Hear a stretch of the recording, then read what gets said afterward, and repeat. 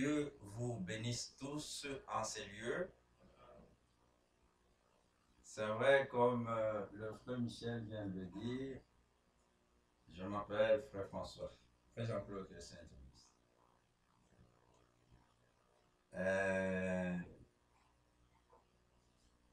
Je me suis dit, il faut que je passe par Bruxelles et voir quand même le travail qui est en train de se faire. Saluer le frère, les sœurs et être en contact avec l'Assemblée de Bruxelles. C'est ma première... j'ai vraiment de la joie d'être devant vous. Et quand j'étais à Atlanta, on s'était rencontré avec frère Jean-Claude, je lui avais promis cela, qu'un jour je serai à Bruxelles pour communier avec les frères et sœurs. Mais avant que nous lisions les Écritures, j'ai ici les salutations des frères des États-Unis et entre autres le frère l'Assemblée d'Ottawa tout d'abord. Les frères et sœurs vous ont transmis des salutations au nom de Jésus-Christ. Et le frère Mathias qui est au Québec City. Et le frère Bertin que vous connaissez. Le pasteur Kabouya qui est du côté de l'Alberta. Et le vieux, des grands vieux, des gens que je respecte. Le pasteur Bié. Avant que je ne vienne, il m'a dit, frère François, tu transmettras mes salutations au peuple de Dieu. Vous recevez aussi c'est la salutation. Que Dieu vous bénisse richement. Nous allons nous mettre debout. Et je veux prier. Seigneur notre Dieu, toi notre Père, Dieu et Père de notre Seigneur et Sauveur Jésus-Christ, toi qui es devenu notre Dieu et notre Père en Jésus-Christ, nous voici ce soir et en ces lieux, dans cette ville et dans ces pays. Nous venons pas devant un homme, mais nous venons devant toi. Amen. Et tous, nous nous approchons de la croix de Golgotha, où tu as versé ton sang pour nous, et où tu as accompli toutes choses, où tu as pris nos péchés, et tu as voulu que ta justice soit sur nous. Quel amour et quelle bonté que tu as manifesté à notre égard. C'est la raison pour laquelle nous nous approchons de ton trône de grâce et disant merci Seigneur pour nous avoir ouvert les yeux, l'esprit, afin que nous comprenions les Écritures. En ce temps où la confusion est en train de régner sur cette terre, où les gens ne savent même pas distinguer leur gauche ni leur droite, mais à nous, Seigneur, qu'avons-nous fait de meilleur plus que tous ceux qui sont sur cette terre? Nous sommes aussi des humains. Nous avons nos faiblesses. Mais une chose est vraie, est que toi, dans ta bonté, dans ton amour, tu nous as choisis. Nous ne pouvons pas nous glorifier pour cela. Mais nous disons encore, merci Seigneur. Bénis cette congrégation. Bénis les frères qui travaillent dans ta maison. Souviens-toi de tous ceux qui sont en train de soutenir cette œuvre dans cette ville, par leur présence, par tout ce qu'ils peuvent faire pour que ton œuvre aille de l'avant. Nous abandonnons la soirée d'aujourd'hui en tes saintes mains et te demandons tout ceci avec foi.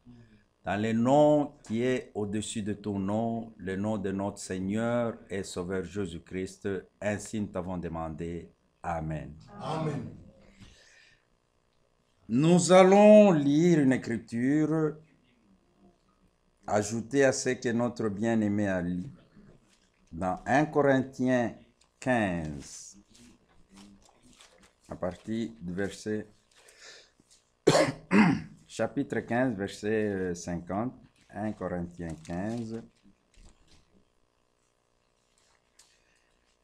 Ce que je dis, frères c'est que la chair et le sang ne peuvent hériter le royaume de Dieu et que la corruption n'hérite pas l'incorruptibilité. Que Dieu bénisse sa parole. Amen. Notre bien-aimé frère Michel vient de lire une écriture. Vous pouvez vous mettre? Une écriture vraiment très profonde où la Bible est en train de déclarer que nous ne venons pas ici pour entendre un homme, non plus pour qu'un homme nous parle, mais nous venons à ces lieux pour que lui seul Dieu puisse nous parler. C'est la raison pour laquelle, mes frères et sœurs, je peux faire allusion à Frère Branham. Je ne suis pas branhamiste. Je ferai allusion à Frère Franck. Je ne suis pas franquiste. Mais je suis chrétien comme vous l'êtes. Et tout prédicateur appelé, mandaté et envoyé par Dieu présente Christ. C'est la raison pour laquelle Dieu, dans son amour et dans sa bonté, il n'a pas voulu nous laisser sans témoin. Nous avons un serviteur fidèle que Dieu a établi sur les autres serviteurs. Ce qui explique que nous qui nous tenions ici devant, nous devons être prudents. Et Frère Franck est en train d'insister sur ce point en ces temps-ci. Soyons sobres. Le temps est mauvais. Christ revient. Tous attendent la venue de Christ, de notre Seigneur Jésus-Christ. Allez même dans les dénominations. Ça chante, ça danse, ça saute, Christ revient. Même ceux qui ne croient pas, ils peuvent te dire, oh, en Belgique, quand je suis arrivé en Belgique, il y a 10 ans, il y a 20 ans, mais maintenant les choses ont changé. Je crois, vous êtes témoin. Je suis au Canada depuis 2003, mais aujourd'hui, la vie est compliquée. Ce qui explique que les choses sont en train de changer, les choses commencent à devenir de plus en plus difficiles, mais vous et moi, nous devons comprendre, et nous devons comprendre que un jour, nous laisserons cette terre. Un jour, la trompette sonnera. Un jour, nous irons à la rencontre de notre Seigneur Jésus-Christ. Mais la Bible déclare, comme nous l'avons lu dans 1 Corinthiens 15, 50, il est en train de dire que la chair, cette chair et ce sang n'entreront pas. Ce que nous avons comme chair et le sang qui circule dans nos veines n'entreront pas dans ce royaume. Mais pourquoi est-ce que Dieu peut parler comme cela au travers de son serviteur Paul? Ce qui explique que toi et moi, nous devons avoir une vie qui est différente des gens du monde. Que ce soit toi, sœur, que ce soit moi, que ce soit tous ceux qui sont en train d'écouter la parole de Dieu, tous ceux qui se disent chrétiens, doivent avoir une vie qui est différente du monde. Et ça, c'est ainsi dit le Seigneur. Le temps est venu pour qu'on vous dise la vérité. Le temps est venu pour que chacun puisse mettre sa vie en ordre. Et le temps est venu où on n'a pas à se flatter. Si je suis dans le mal, dis-le-moi, mon frère. Si toi tu es dans le mal, ou tu es en train d'agir comme un mondain, comme les gens du monde, je te le dirai. Mais je sais que ça fait mal. C'est bien. Tu iras chez un docteur pour qu'il puisse te soigner.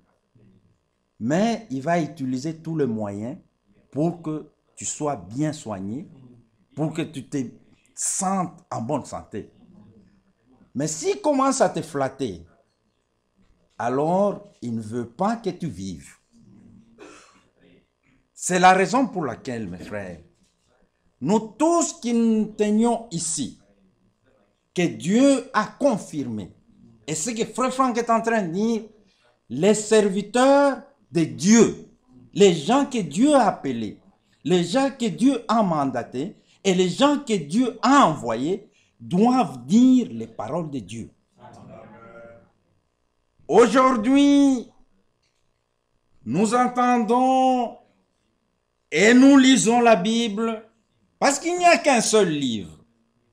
Ce pays a sa loi. Le Canada a sa loi. Les États-Unis a sa loi. La loi belge, tout celui qui se dit belge est obligé de se soumettre à cette loi. Mais nous avons aussi un livre qu'on appelle la Bible. Le livre des livres. Et dans ces livres plutôt, il y a la parole de Dieu. Bien que c'est écrit, mais c'est la parole de Dieu que toi et moi, nous devons dire oui et amen.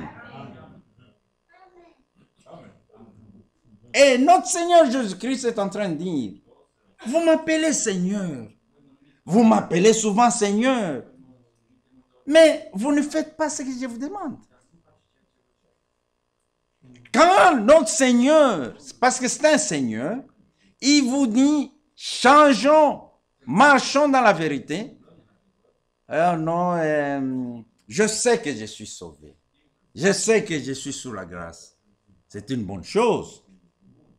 Mais les Écritures sont en train de dire dans 2 Corinthiens 6, sortez du milieu de mon peuple. Et il est allé plus loin pour dire, séparez-vous. Et alors, moi, je vais vous accueillir. Je serai votre père et vous serez mes fils et mes filles.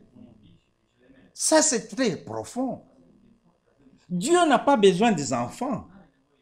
Dieu a besoin des fils et des filles. Donc, ce sont des gens qui ont compris les responsabilités qu'ils ont dans le royaume. Nous ne sommes pas dans un royaume où chacun peut faire ce que bon lui semble. Nous sommes dans un royaume où il y a un Seigneur. Quand il dit, comme dans l'armée, yes, je le ferai. Oui, Seigneur, je le ferai. Mais maintenant, écoutez mes frères et sœurs. Dans cette Bible, il y a eu des fils des prophètes. Il y a eu des fils des sacrificateurs. Il y a eu des fils, par exemple les fils d'Aaron. Ils sont morts à cause d'un mauvais comportement. Dieu n'a pas besoin des fils de prophètes. Comprenez-moi très bien. Dieu a besoin des fils de prophètes qui sont devenus ses enfants et que lui a adoptés. Il n'a pas besoin des enfants ou des fils des diacres ou des administrateurs, des pasteurs. Mais lui, Dieu, veut que ces enfants-là se convertissent. C'est la raison pour laquelle, mes frères et sœurs, même vous jeunes, comprenez que le temps est venu de mettre votre vie en ordre. C'est pas parce que, oh, moi, mon père, il est pasteur, moi, je suis le fils de pasteur François, et que ce jour-là, j'irai au ciel. Non! Lisons quelque chose dans Lévitique 20 pour que nous comprenions bien que Dieu n'est pas un grand-père. Nous avons un Dieu qui est le Dieu de sa parole et il veut que, et nous, et nos enfants, nous puissions vivre sa parole. Lévitique 10, à partir du verset 1, jusqu'au verset Lévitique 10, les fils d'Aaron, Nadab et Abihu, prirent chacun un brasier, y mit du feu et posèrent du parfum dessus. Ils apportèrent devant l'Éternel du feu étranger, ce qu'il ne leur avait point ordonné. Alors le feu sortit de devant l'Éternel et le consuma. Il mourut devant l'Éternel. Aaron, il travaillait au sacerdoce. Il a entré dans le lieu très saint. Mais ses enfants, à cause d'un mauvais comportement, Dieu les a tués. Ce n'est pas seulement les enfants d'Aaron. Les enfants d'Élie. Élie qui était un grand monsieur, un grand sacrificateur. Et cet homme-là avait des enfants qui se comportaient très mal. 1 Samuel 2. Nous allons y aller tout doucement. Et vous comprendrez ce que je veux dire, mes frères. 1 Samuel 2. Vous pouvez lire cela à partir de 1 Samuel 2, à partir du verset 12 jusqu'au verset 17.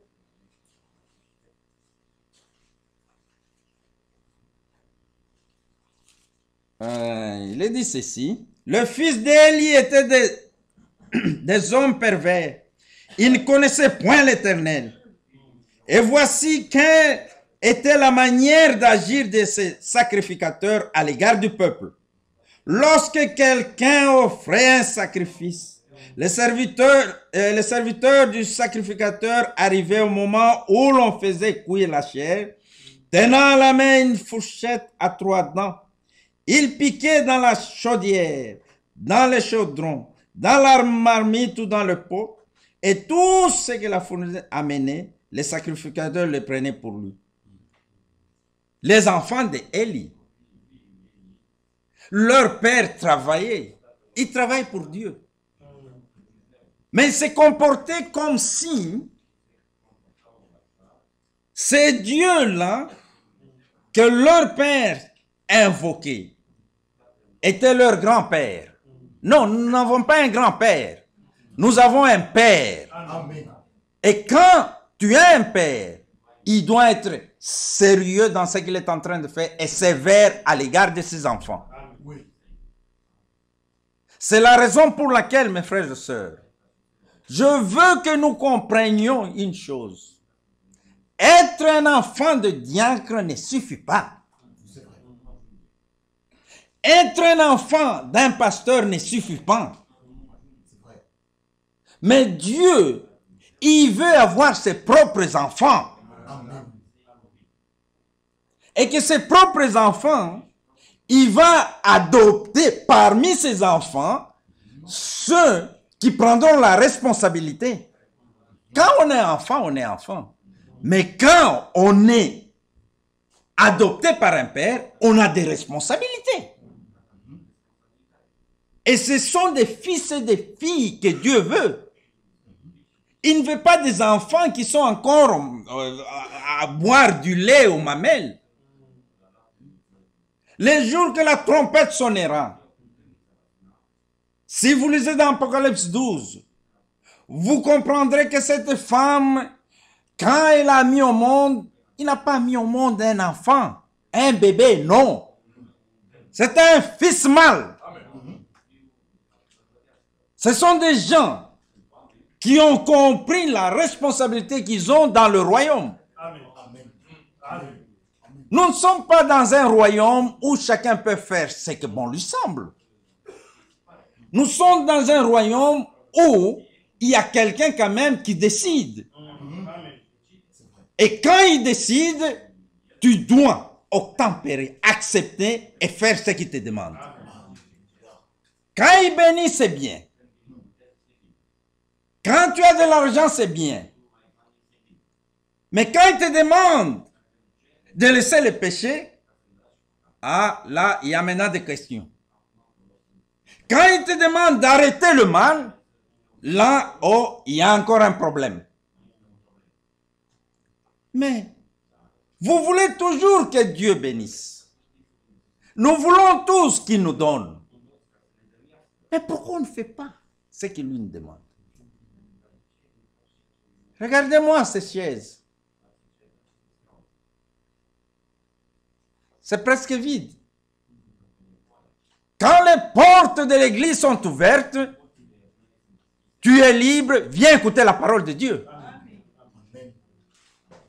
C'est ça la parole de Dieu, on n'a pas à se flatter. Et on se dira la vérité en ces temps ici. On ne sait pas combien de temps ça va prendre. On ne sait pas combien de temps ça va prendre, mais la réalité est que Christ revient. Amen. Et quand il reviendra, il va trouver des gens qui sont prêts. Ceux qui seront prêts, ce sont ceux-là qui iront dans l'enlèvement. Quand on est encore dans les confusions de ce monde, quand on est encore en train de traîner les pieds, eh bien, tu resteras. Et rester, ne pas être participant de l'enlèvement. La Bible est claire. Lisez ce que la Bible est en train de déclarer. Il y aura des pleurs et des grincements de dents. Évitez d'être parmi ces gens-là. Ainsi, mes frères et sœurs, si les enfants d'Élie se sont mal comportés et que Dieu a frappé, il est le même Dieu. Même aujourd'hui, il peut le faire. Il peut le faire dans ma maison. Il peut le faire dans ta maison. Parce que si, dans l'Ancien Testament, il l'a fait, et que chez moi, il ne le fait pas, alors il n'est pas juste. Quelque chose ne va pas là. Il n'est pas le même hier, aujourd'hui et éternellement. Ce qu'il a fait hier, il le fera aujourd'hui de la même façon, il le fera demain de la même façon. Regardez encore, il y a les enfants de prophète Samuel. C'était un grand prophète. Un prophète de haut niveau, qui avait de l'estime au peuple d'Israël, que Dieu avait mis au milieu de son peuple. Mais regardez le comportement de ses enfants. Je ne sais pas si vous avez déjà lu ça. Et si vous voulez, on peut le lire ensemble. Dans 1 Samuel 8.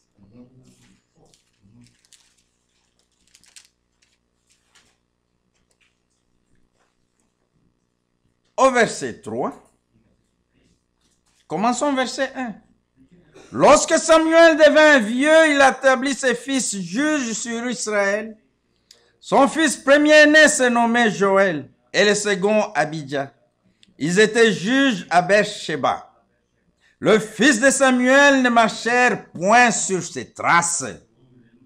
Il se livrait à la cupidité, recevait des présents et violait la justice.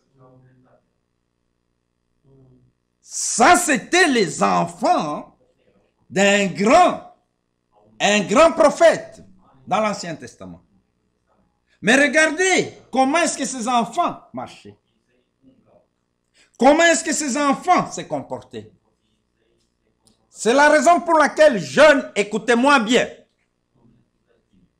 Écoutez la parole de Dieu et Dieu est en train d'achever son œuvre.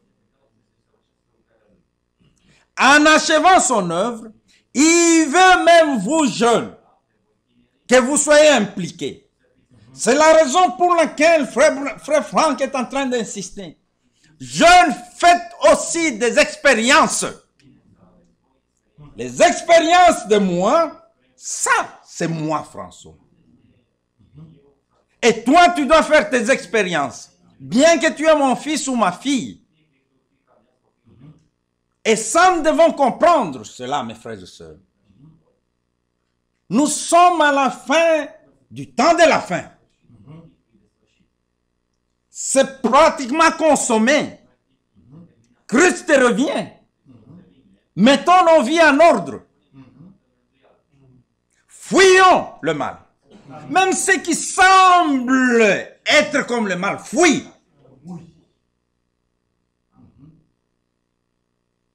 Ainsi, si les enfants de Samuel, ils se sont comportés comme ceci, bien que leur père avait une bonne place au milieu du peuple d'Israël, aujourd'hui aussi, nous sommes en train de le voir. Aux États-Unis, on parle du fils de prophète. C'est le fils de prophète. C'est le fils de prophète. C'est bien. C'est bien de parler du fils de prophète. Mais c'est beaucoup mieux de parler des fils et des filles de Dieu. Amen. Amen. C'est ça.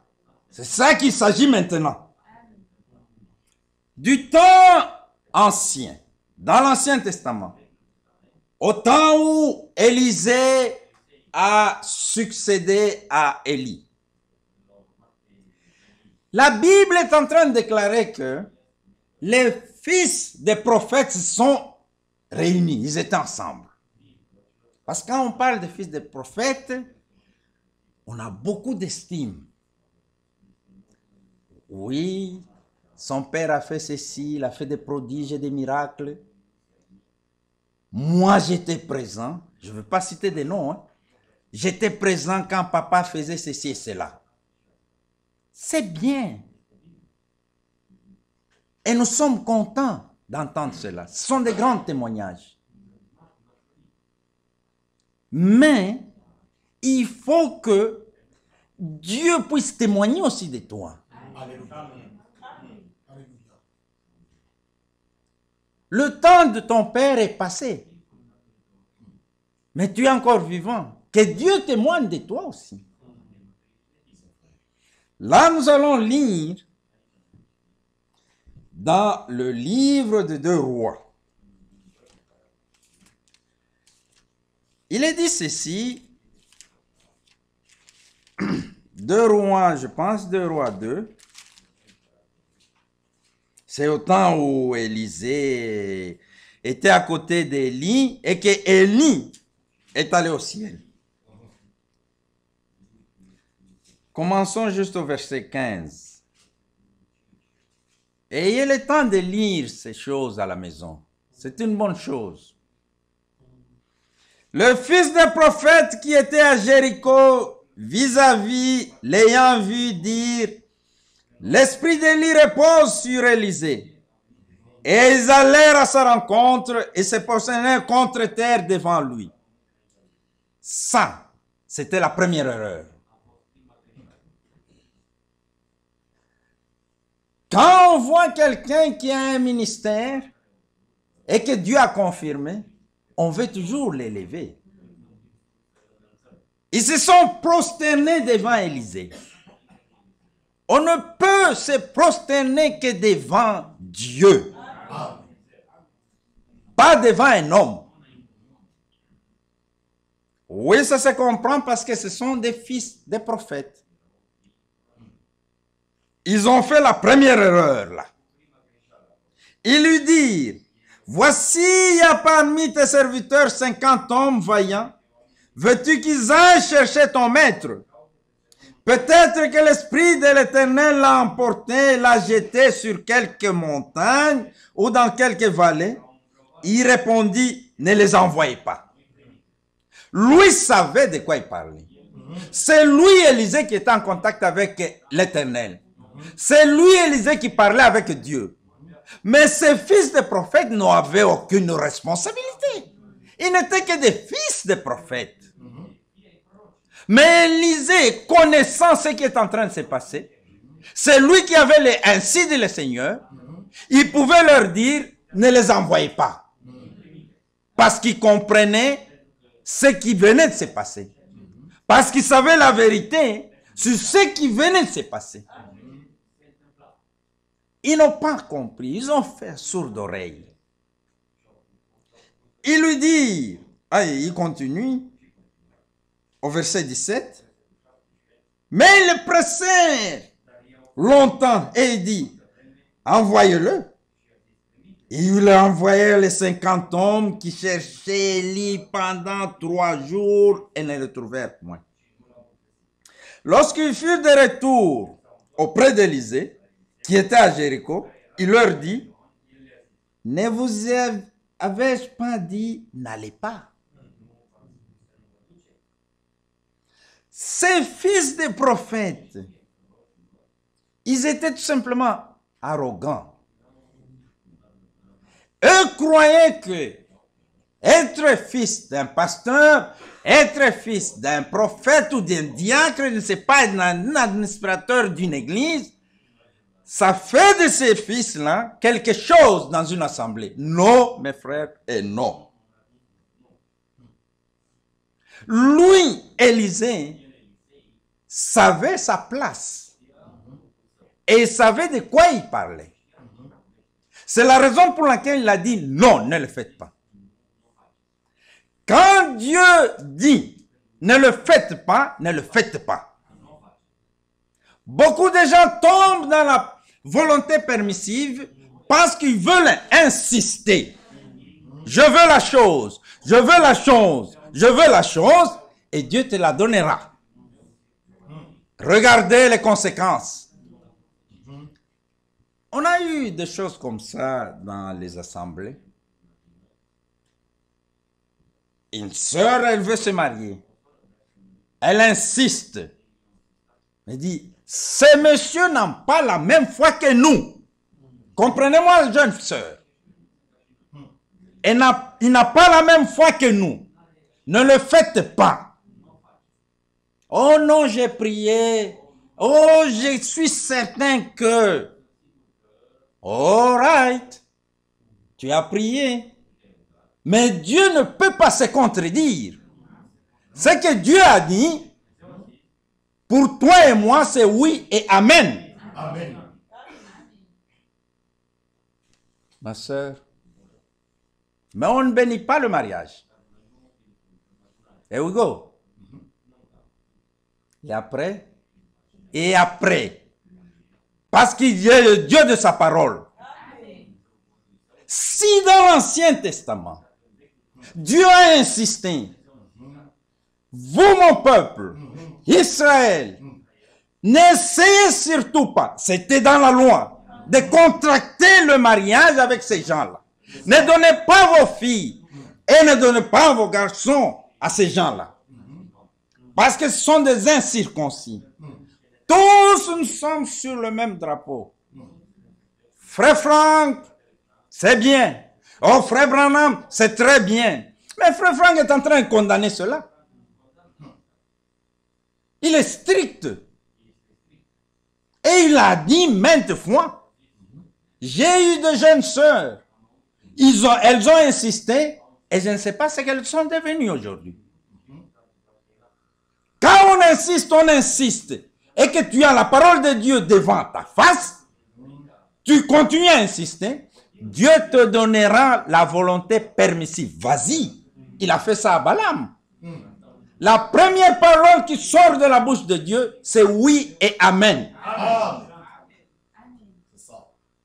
Et quand Balaam a insisté, Dieu lui a dit, vas-y. Et quelqu'un qui n'a même pas compris d'entendre un animal parler. Mais il a fait la sourde oreille. Si tu veux entrer, c'est toi-même qui vas choisir. L'enfer ou choisir Satan, entrer sur ce chemin-là, c'est toi-même qui es en train de choisir cela. Et tu dois travailler dur. Tu dois travailler dur. Satan sait déjà, et ses anges savent déjà, que pour eux, c'est fini. Mais maintenant, il veut entraîner aussi des gens avec lui. Mais nous avons toute la clarté de la parole de Dieu. C'est comme du cristal devant nous. Nous avons tout ça devant nous. Nous avons toute la loi. Nous avons toute la parole. Nous avons le serviteur fidèle qui interprète d'une façon correcte les Écritures. Et il nous présente ça, comme lui-même est en train de le dire. La table est bien garnie. Et la nourriture est bien préparée. C'est à nous qui nous tenons ici de prendre cette nourriture et de donner au peuple de Dieu. Un prédicateur n'a pas sa propre semence. Non, non. Un prédicateur n'a pas sa propre nourriture. La semence que nous avons, c'est la semence qui vient de Dieu. Lisez Matthieu 13. Quand on a posé la question à notre Seigneur, mais il s'est fait que dans ces champs-là, on a planté quelque chose qui est différent de ce que tu as planté. Et le Seigneur a été clair. C'est l'ennemi qui a fait ça. Et ils ont continué pour dire à notre Seigneur que tu nous permets d'aller arracher. Il a dit non, ne le faites pas. Laissez croître. Et c'est ce qui est en train de se passer. Si par exemple dans cette assemblée, je ne le souhaite pas, il y a 4 personnes qui iront en enlèvement, et alors ce sont ces 4 personnes qui sont agréées devant Dieu. Amen. Soyons clairs et soyons justes. Notre bien-aimé frère Branham a prêché 1 sur 1 million.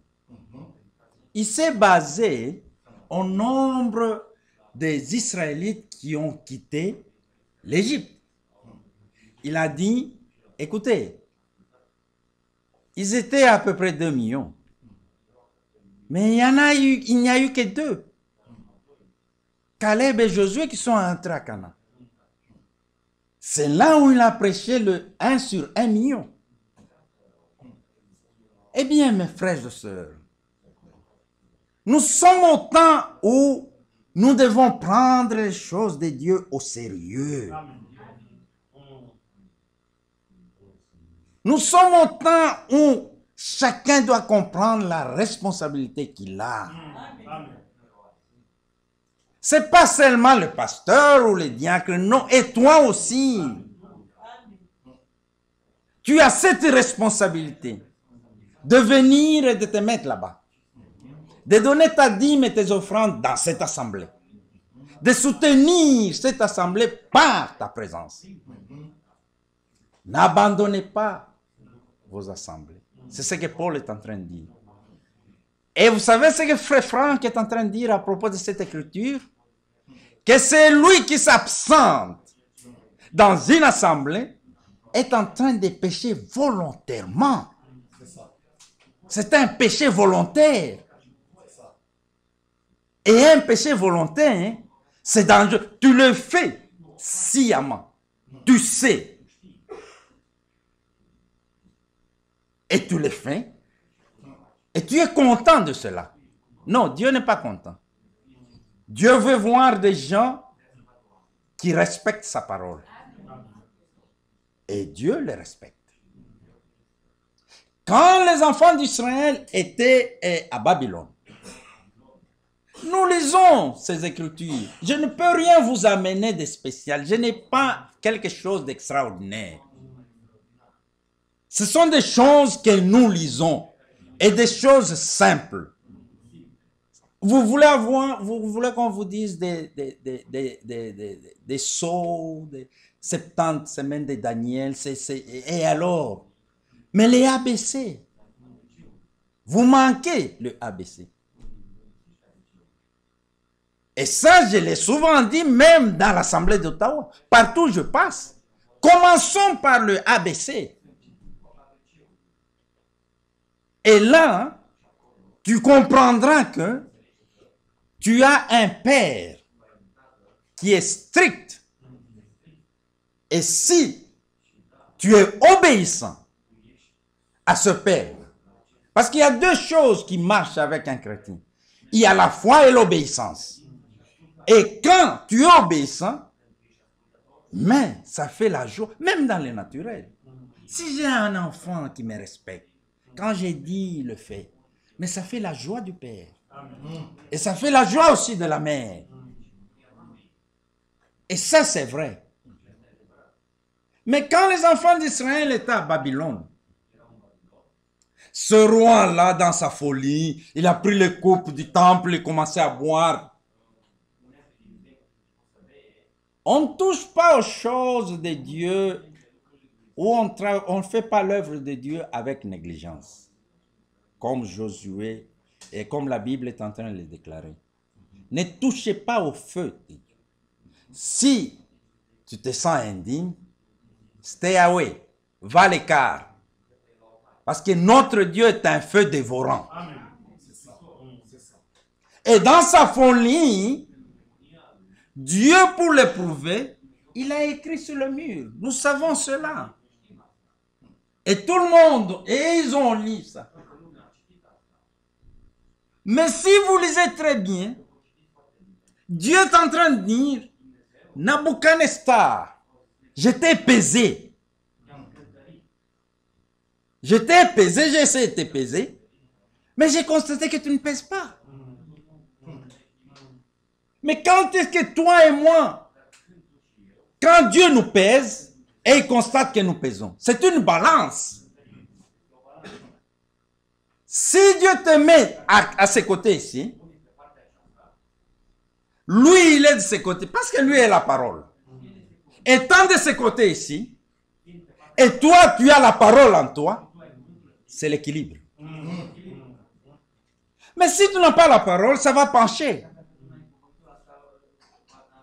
Je t'ai pesé, roi Nabuchodonosor, j'ai constaté que tu ne pèses pas. Si la parole de Dieu n'est pas en toi, mon frère, ma soeur, devant Dieu, tu ne pèses pas. C'est la raison pour laquelle, je le répète et j'insiste, ne tombez pas dans la volonté permissive. Les enfants, ces enfants des prophètes, ils sont tombés dans une volonté permissive. Élisée leur a dit, n'y allez pas. Je connais de quoi je parle. J'étais là quand Élie est monté au ciel. Et il m'a dit, si tu me vois monter, tu auras la double portion. Mais moi, j'étais là. Moi, je connais ce que notre bien-aimé est en train de dire. J'étais là. Je suis un témoin oculaire et auriculaire. J'ai vu, j'ai entendu. Je reconnais que cet homme a été appelé, mandaté, envoyé par Dieu. Mais en ce temps ici, reconnaissez aussi que Matthieu 24, 45, c'est biblique. Oui. Et croyez à cela. Amen. Là maintenant, il y a un problème. Non, non, non, non, on ne peut pas le croire. Et alors, comment tu vas peser? Parce que c'est la parole de Dieu, c'est biblique, ça vient de la Bible. C'est une commission, c'est un mandat qui vient de la Bible. On peut le lire noir sur blanc. Et si vous rejetez cela, vous rejetez une parole de la Bible, donc tu ne seras pas compté parmi les élus.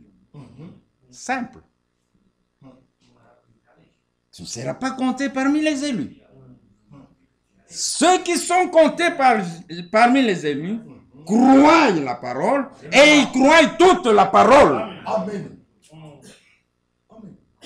Même si je ne parviens pas à comprendre, mais je lui fais confiance. Amen. En son temps, Amen. comme la Bible est en train de dire, il va m'ouvrir les yeux Amen. pour que je voie. Amen. Il m'ouvrira l'intelligence pour que je comprenne. Mais parce que ça vient du livre des livres, j'ai dit merci Seigneur, je le prends.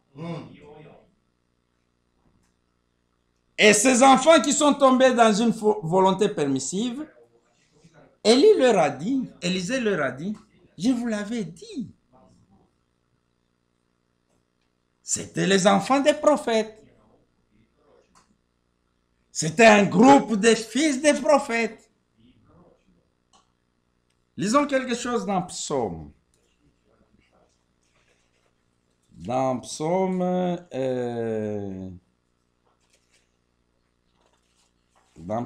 14,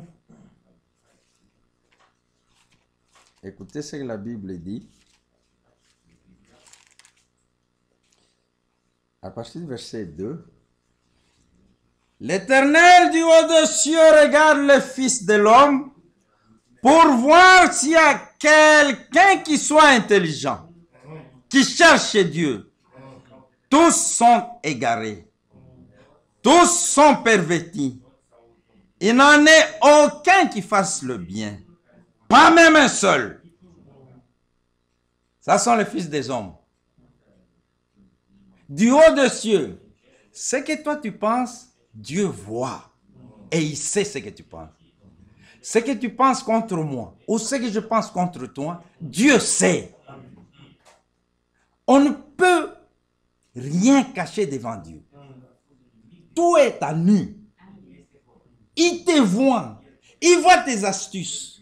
Il voit ce que tu penses. Il voit tes projets. Il voit ce que tu es en train de souhaiter. Il sait ça. Il te voit. Du haut dessus, il a regardé les fils des hommes. Il a constaté que qui ne cherchent pas Dieu. Il a constaté cela. Et tous sont égarés, tous sont pervertis. Il n'en est aucun qui fasse le bien, pas même un seul. Nous savons tous que quand nous naissons pécheurs. Personne ne peut dire il est né saint. Personne. Et s'il y a des Branhamistes, je vais vous dire, lui aussi, frère Branham, est né pécheur. Il est né pécheur. Mais il a trouvé grâce devant Dieu. Il a trouvé tout simplement grâce devant Dieu.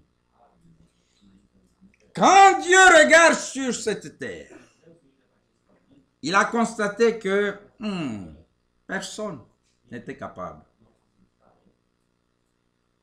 C'est la raison pour laquelle, regardez l'année naturelle. Pour avoir des enfants, il doit y avoir et une femelle. C'est comme ça, non? Et vous aurez des enfants. La femme, la femelle n'a pas de semence. C'est lui qui a la semence, c'est le mâle. C'est la raison pour laquelle dans l'Ancien Testament, autour de la reine, il n'y avait que des eunuques. Il n'y avait que le roi qui avait la semence. Et les eunuques entouraient cette reine. Tout ce qu'ils peuvent faire, ces eunuques, le roi était sûr que les enfants qui naissaient dans sa maison étaient à lui. Bon, aujourd'hui, il y a des systèmes d'ADN où on peut faire ces examens facilement et trouver si c'est ton fils ou pas. Mais à l'époque, pour un roi, la reine était entourée des eunuques. Qui de tout prédicateur sur cette terre peut dire qu'il a une semence? Personne. La semence vient de Dieu. La semence, c'est la parole. Et c'est Dieu qui donne cela pour que nous puissions s'aimer dans son champ. Il a un champ à lui. Vous, prédicateurs dans cette assemblée, vous n'avez pas frappé la poitrine. Que moi je connais, que moi ceci et cela. Non, c'est la parole de Dieu, c'est la semence de Dieu. Il t'a tout simplement engagé pour que tu ailles s'aimer dans son champ et tu auras une récompense quand même. C'est ce que Paul peut dire aux Corinthiens, que nous travaillons ensemble avec Dieu. Le responsable de la semence, le responsable de la parole, c'est Dieu lui-même. Mais il nous donne afin que nous puissions s'aimer dans son champ. Eh bien, regardez mes frères et sœurs. Quand un enfant naît, il n'est pas adulte. Il est enfant quand même. Il doit passer par les étapes. Il doit boire du lait. Et apprendre à marcher à 4 pattes, à 2 pas, et il tombe. Mais il est né quand même dans le royaume, dans la maison. Mais cet enfant-là doit grandir. Il doit nécessairement grandir. S'il ne grandit pas, il y a quelque chose qui ne va pas. Donc, vous pouvez aller voir un médecin ou un psychologue pour voir si l'enfant est correct. Mais, s'il est déjà né, une croissance normale, il grandira jusqu'à atteindre un certain âge où il sera responsable. Si on prend ces choses dans le naturel, ramenons les choses dans le spirituel aussi, pour que nous ayons une meilleure compréhension. Christ, si vous lisez dans Matthieu 6, je pense, au verset 9, écoutez ce que notre Seigneur Jésus-Christ pouvait dire. Matthieu 6. Matthieu 6 au verset 9. Il dit ceci. Voici donc comment vous devez prier. Notre Père qui est aux cieux, que ton nom soit sanctifié, que ton règne vienne, que ta volonté soit faite sur la terre comme au ciel. Notre Père qui est aux cieux. Que ta volonté, la volonté du Père au ciel, soit faite sur cette terre. Ce que Dieu pense, c'est ce qui doit se faire sur cette terre. Amen. Ta volonté à toi soit faite. Mais il n'est pas dit dans cette Bible que quand tu veux prier, tu dis grand-père. Non, Père. Donc toi et moi, dans le spirituel, nous avons un Père. Et nous devons avoir un Père. Et avoir un Père comme le Dieu Tout-Puissant, tu dois être fier, ma soeur. Tu dois être très fier, mon frère. Qu'est-ce qui lui manque? Qu'est-ce qui manque à notre Dieu? Dis-moi. Dans cette Bible, il est en train de dire à Job, Job, si je te dois quelque chose, dis-moi, je te paierai. Dis-moi ce que moi, je te dois. Par contre, c'est nous devons à Dieu.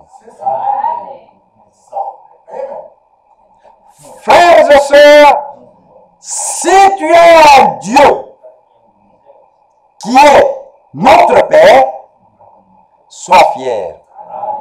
Il est riche. Il a tout. Ce monde est à lui. C'est lui qui a créé tout. Les visibles et les invisibles. C'est celui-là, le Dieu Tout-Puissant, le El Shaddai, le Tout-Puissant qui a tout créé. Mais maintenant, écoutez bien. Paul est en train de dire dans Galates 4. Écoutez ce que Paul dit. Et j'ai aimé cette écriture. Galates 4, à partir du verset, pour y aller un peu plus vite, allons juste au verset 26. C'est pas à quelle heure je dois terminer bientôt, hein? Ouais. Ok. Écoutez. Mais la Jérusalem d'en haut est libre. C'est notre mère. La Jérusalem d'en haut. est libre, c'est notre mère, car il est écrit, réjouis-toi stérile, toi qui n'enfantes point, et quand tes pouces des cris, toi qui n'as pas éprouvé les douleurs de l'enfantement, car les enfants de la délaissée seront plus nombreux que les enfants de celles qui étaient mariées. Est-ce que vous aviez déjà entendu dans l'Ancien Testament que les gens naissaient de nouveau?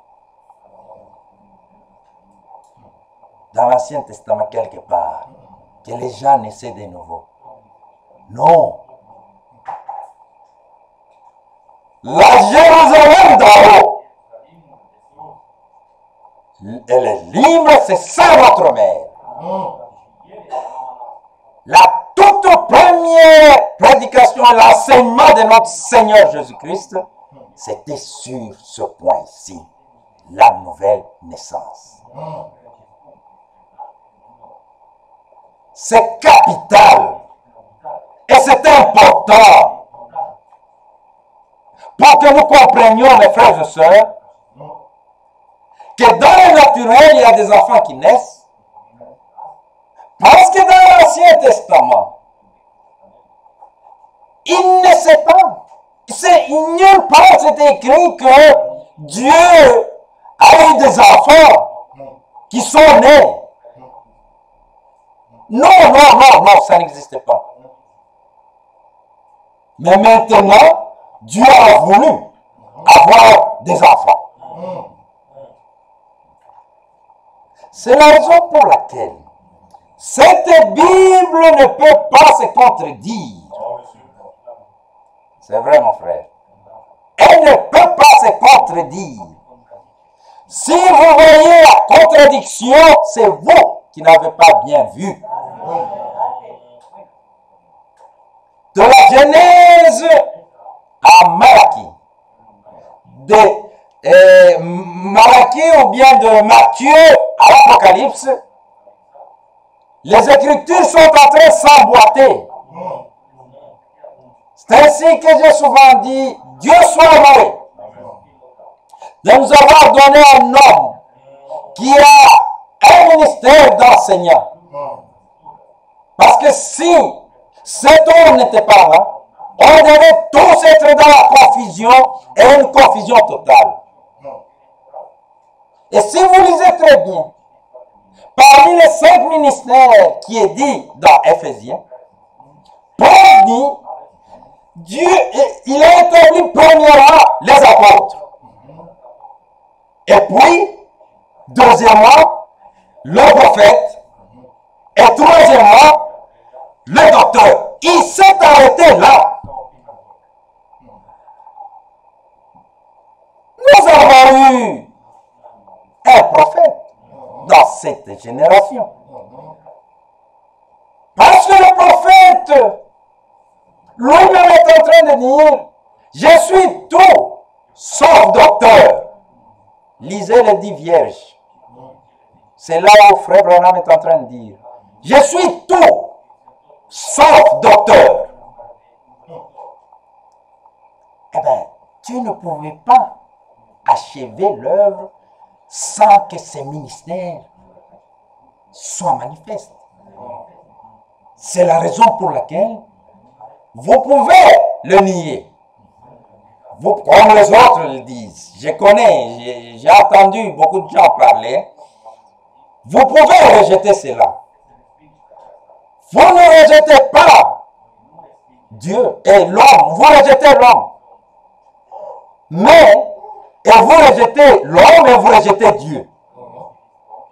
Vous pouvez tout dire sur cet homme, mais cet homme a été confirmé par Dieu. C'est la raison pour laquelle ce ministère, nous sommes dans la joie.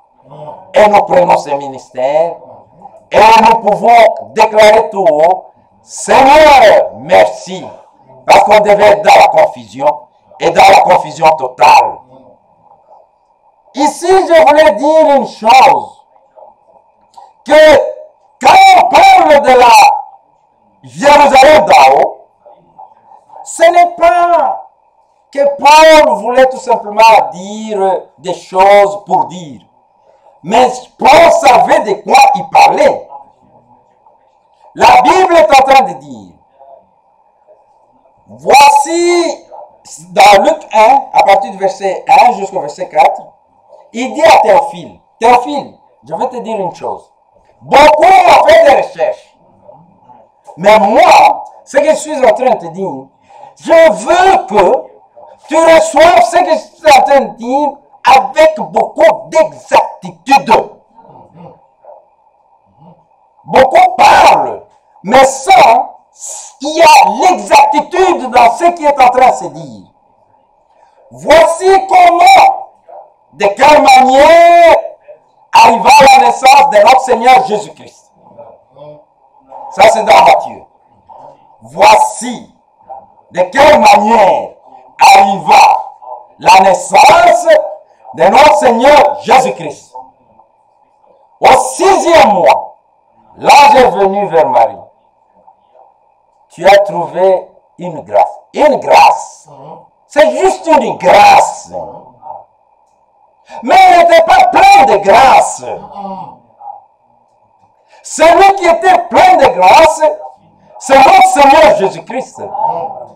Mais la Bible ne s'arrête pas seulement là, qui est venu avec la grâce seulement. Non, avec la vérité aussi. Donc quand on parle de la grâce, on doit parler de la vérité. Amen. Que Dieu vous bénisse. Amen.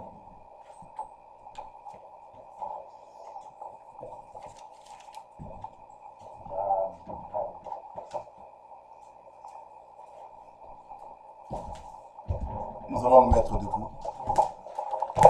Nous pouvons prendre nos carnets.